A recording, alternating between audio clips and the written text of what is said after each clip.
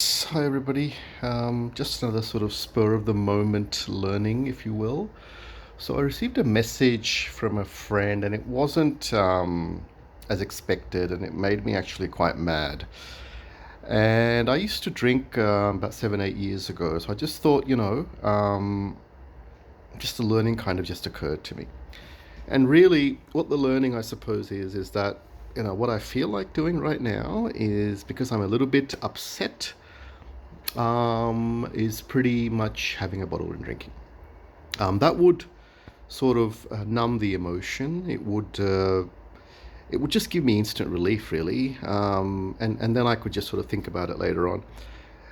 And I just went back to my years of drinking, and I thought this is exactly what I don't want to do because this friend,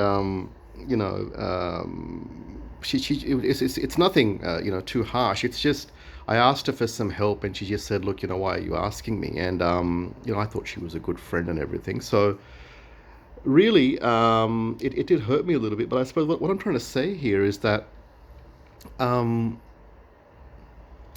I think I need a few hours to process the emotion, and I'll process it in a very balanced way. And then once I come with a sort of answer, I'll formally reply to her, and I'll try and sort of salvage the relations as well as sort of take the middle ground, if you will.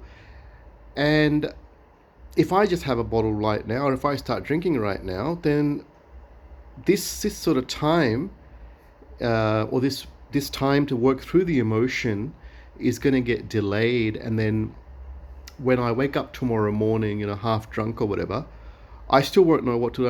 I still won't know what to do, and I'll have to start from sort of point A again. So it's better just to process the emotion for a first few hours because it does hurt when somebody says to us things that we don't like, and then later on, you decide a way to go through it. So it's actually going through the hurt, I suppose, is what I'm trying to say, from point zero when the event or action has occurred up until at least a couple of hours or maybe even a night, and get a night's sleep and then kind of process it. And I think that's really important. And I didn't do that before.